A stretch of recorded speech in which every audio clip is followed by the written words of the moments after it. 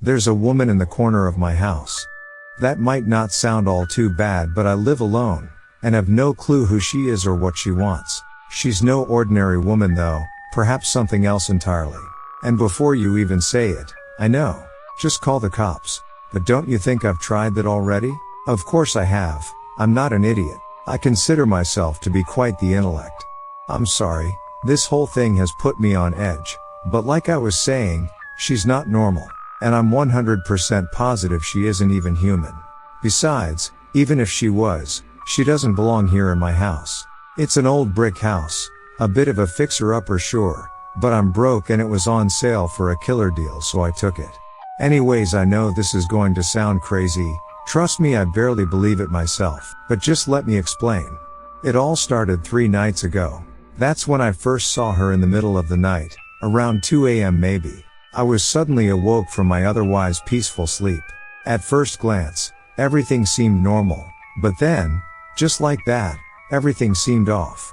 The room quickly became cold and dark. Not a normal darkness though. It was something much more sinister. I felt like I was being watched. I could feel my arms start to develop goosebumps, and the hairs of my neck start to stick up. I carefully scanned the room with my eyes as they slowly adjusted to the dark. My gaze quickly stopped in the far left corner of my room. There, right there stood a sickly-looking woman, gently swaying from side to side. She had greasy hair, dark as coal, wild as wool, and long as snakes. She had no clothes. Her skin was a sickly gray, but you'd be forgiven for thinking otherwise due to the amount of dirt covering her skeleton-like body. She looked like the little girl from that old Japanese movie, with the well, except this was no little girl. This woman had to be at least 7 feet tall, maybe taller.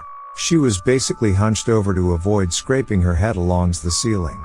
My heart seized in my chest. My breath restricted in my throat. I wanted to scream or cry. Anything other than be in that room with that thing. Anything. But instead, I just sat there, frozen like a statue. Completely unable to do anything.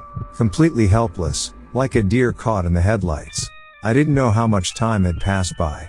Seconds, minutes, hours maybe? I don't know, but eventually I passed out. I later awoke shooting up in my bed the next day. I frantically scanned the room again, trying to locate the woman I had just seen. "You idiot, what are you doing?" I muttered to myself. It was a nightmare, just a stupid nightmare. I mean, of course it was, there was no way that could have been real, probably just another one of my sleep paralysis episodes. That's what I tried to convince myself at least. I picked myself off the bed and made my way to the bathroom. I hopped in the shower, hoping to cool my nerves. The hot water felt good on my skin.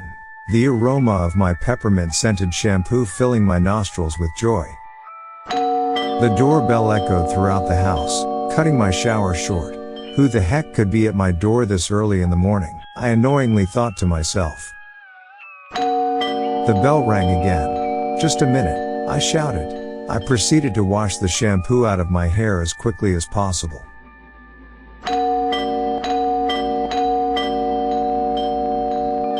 Now, I was annoyed. I roll my eyes and mumble a few choice words while turning the handle to the shower off.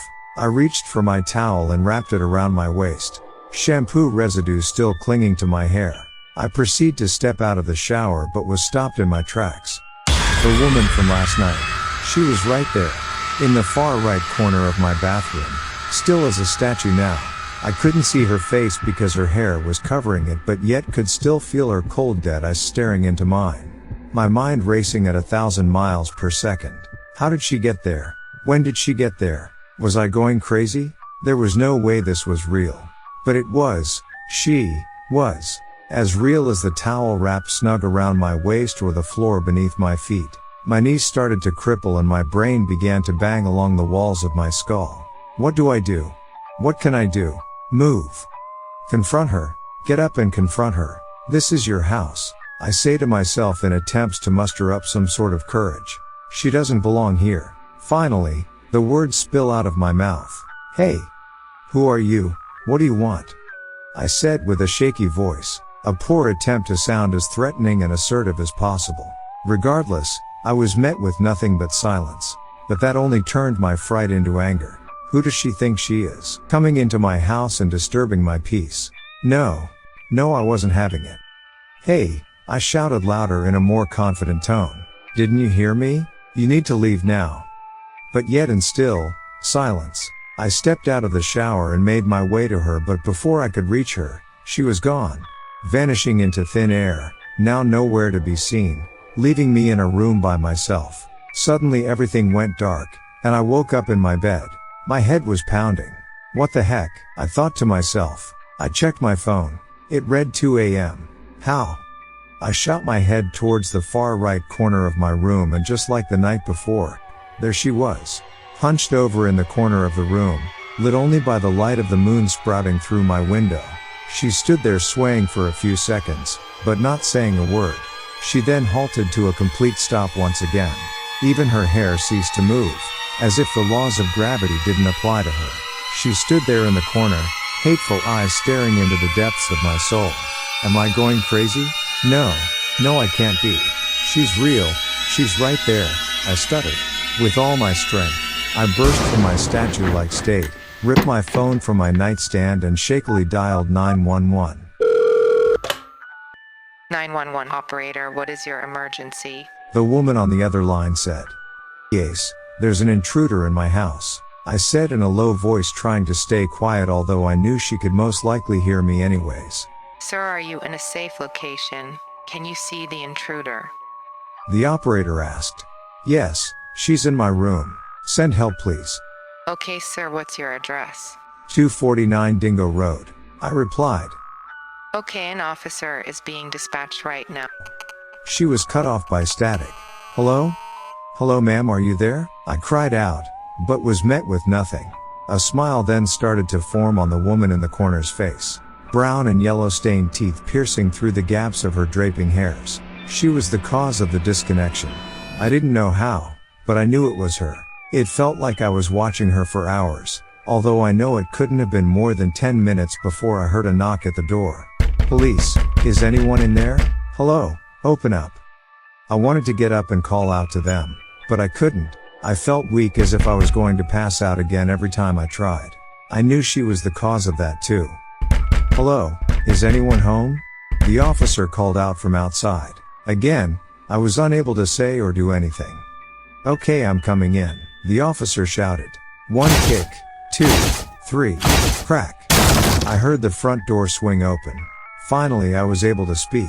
Here, up here, I shouted at the top of my lungs. The officer rushed to the sound of my voice and came bursting through the door of my room, weapon drawn. Sir, are you okay? The officer asked. I ignored his question. There, she's right there in the corner, I shouted, arm raised and finger pointing to where the woman silently stood. Where? The officer questioned. Right there, don't you see her? She's right there. Still pointing to where the woman was standing. Sir, there's no one there, the officer said with a confused look on his face. Are you blind? I shouted. She's standing right there, smiling. How can you not see her? I then started to cry. It's okay, son. Look, have you taken anything recently? He then asked. He couldn't see her, even though she was standing right there clear as day. He really couldn't see her. What? No, I haven't. All right, son, I think you should come with me so I can get you some help, the officer said as he stepped towards me, holstering his gun. Just then the officer was thrown across the room, head smashing at full force against the wall adjacent of where he was just standing not even 2 seconds ago. Over and over again his head collided with the cold, hard and now bloodied brick wall, till finally, it stopped. His body hit the ground motionless, his face unrecognizable. Nothing but a bloody pulp. I slowly turned my gaze up towards the woman. There she was, smiling and swaying side to side again. What did you do? I cried. She ignored me, of course, but instead began to hum a hum. This was the first time I heard her make a noise. She stood over the now deceased officer, swaying and humming as if she was listening to an old forgotten favorite song of hers. Eventually more cops showed up in response to the MIA officer, whose blood now soaked the floors and walls of my room. I was arrested for manslaughter and am now awaiting trial. I still see her though, in he mess hall, in the bathroom, even in the courthouse, always in the far right corner, always watching, always smiling, always humming. God, I pray they give me the death sentence.